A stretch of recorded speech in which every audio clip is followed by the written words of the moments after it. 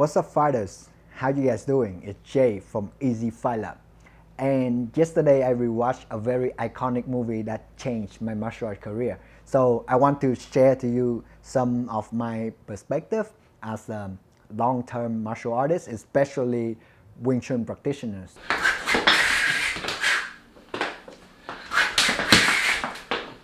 Sorry.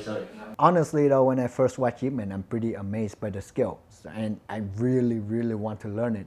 Funny enough, in my boxing gym, there's like another guy doing Wing Chun as well. And when he first showing me Wing Chun, my jaw dropped because I just remember he just take off the gloves while we're sparring and then he's like, okay, attack me. And then the next thing I remember is like I completely trapped, I'm off balance, and then he chain punched air in front of me. I was terrified, and that moment I know I have to learn Wing Chun. I want to, break down the fight scene of Yip Man versus 10 karate master, and honestly though, this is very fictional, you know this, right? Like, there's no such way you can fight like 10 people at the same time, especially they train martial artists. But for fun's sake, and also to see if it actually any like practical stuff in it, let's break down the fight scene.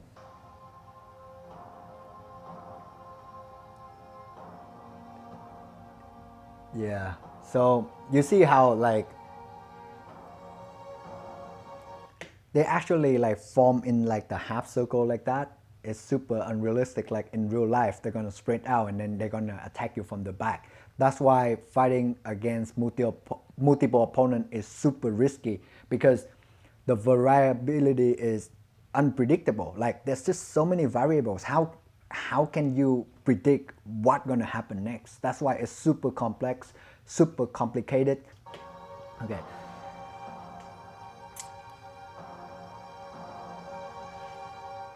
Wow. Whoa. Okay. Wow. So the first guy, when he do the like a spinning back kick like that kick is very powerful. So you cannot capture it like that. You have to block it first and then you blend the force somehow. But you cannot just like grab it like that. You actually will get knocked out from that. I myself think that it's a very powerful kick. However, I would not do that because you get the whole back like wide open, right? And then people can attack your back. So yeah.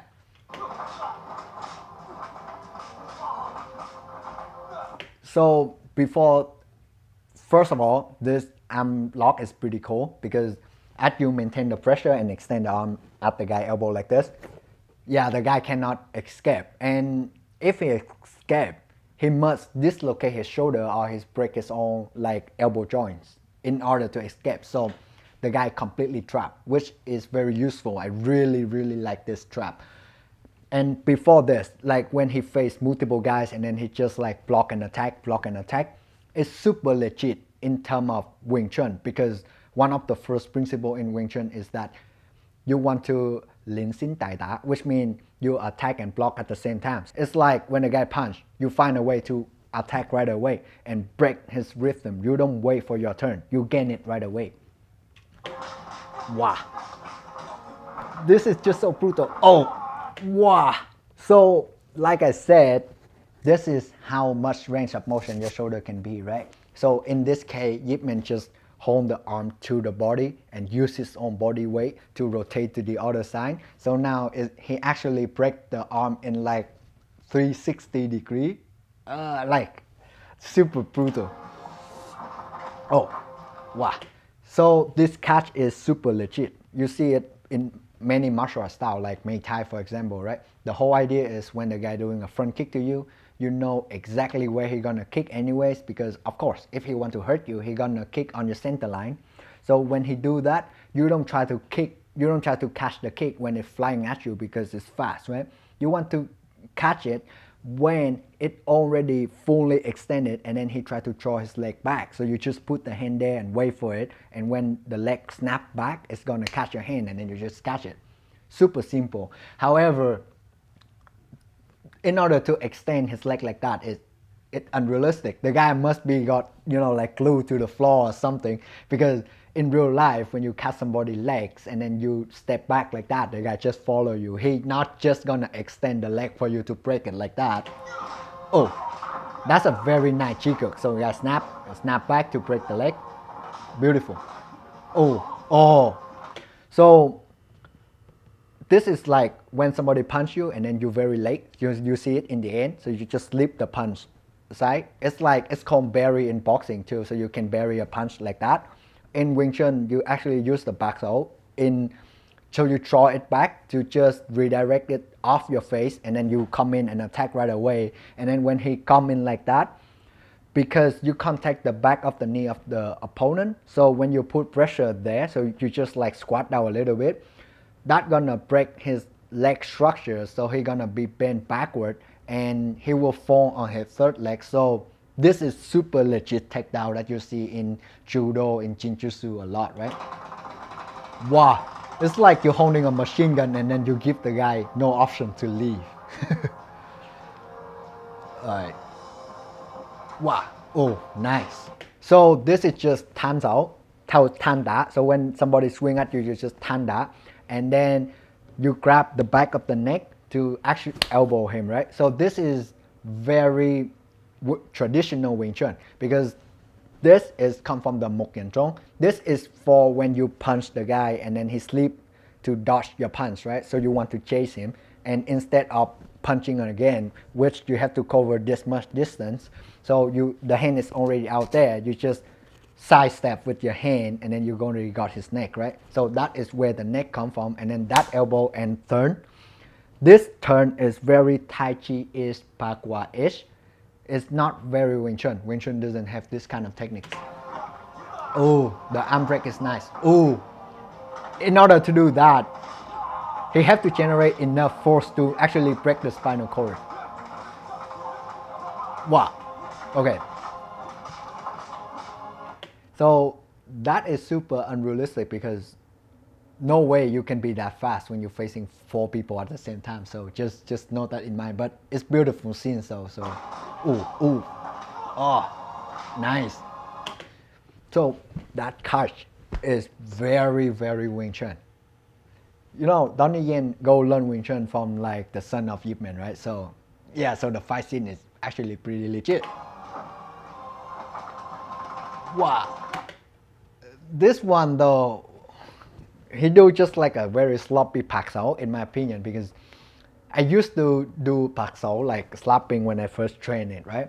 And once in a while, Sifu just walk by and then he's like, oh, do it on me. And then he counter and then he beat me up so that I remember, right?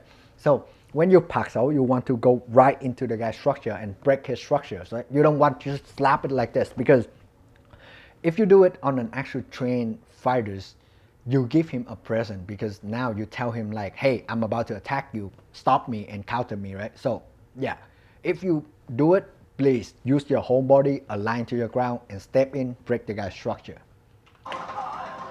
Ooh, this is probably the most iconic scene, like the machine gun chain punch that draw many people to like martial art. Okay, this guy is scared now. Like, he's like, oh, all of my buddy got beat up. Oh, that is super legit. So you come up with like a gan sao to stop the front kick. But in Wing Chun, we do it a little bit more like fluid. So we playing with the force, because the leg is way stronger than the hand, right? So you don't want to like hard stop it, even though you can, if you condition your hand a lot, you could hard stop to actually make the guy hurt. But then usually if I face a Muay Thai guy, I'm definitely not gonna do it. I might break my hand doing that. So, and then when Yip Man go in, he can, you know, like keep chain punch the guy, but I guess he just get bored because this low level karate guy cannot beat me. So he just have fun, because look, like, who doing this? Like this is like Randy Orton in WWE. Like, yeah, like yeah, the Yichi Kim Young Ma is super realistic. And yeah, beside the brutality, like, note that in mind, the Yichi Kim Young Ma is when you squat down into the actual stance, you want to imagine like you squeeze the bone between your thighs, right? So in this case, Yip Man squeeze the guy's head in his thighs, so that guy cannot escape. But however, like, in order for Wing Chun punch to generate powers, you align yourself to the ground. So when you're pushing the ground, you're throwing a punch out. That's why Wing Chun can throw such a powerful punch and a fast punch at the same time. However, in this case, when Yip Man curled down like this in order to punch the guy, he actually only used his shoulder, and the shoulder muscle is way weaker compared to the hip and the leg, right? All of the power from Wing Chun punch come from the hip and the leg, and then the speed come from the hand. So this snapping motion is fast, right? So you use your whole body weight plus your hip plus your leg in order to generate powers. So in this case, when you cut down, there's not much powers, but I guess it doesn't matter when you like punch a guy like 10 times. So yeah, this is a super legit fight scene. I don't know, like some of them is fantasy, right? But it's cool anyways. I like that. So that's it for today's guide, and I hope you like the contents. I'm gonna definitely make more content like this in the futures. And how about the new studio setup? This is Choi Mu Thong. It means the house of integrated martial arts. So I put all of the martial art into the blender. I found that the concept aligned with my brain, which is EzFightLab. You put every martial art style into the lab to actually examine everything, right? So there's no bias, hopefully. Yeah, so if you make it this far, hit the like and the subscribe buttons as a way to support my channel. And also, if you want to see more content about self-defense, about fighting strategies, or anything you want, just let me know. Hopefully I can help you out. Okay, that's it for today, guys. See you guys next week. EzFightLab, peace out.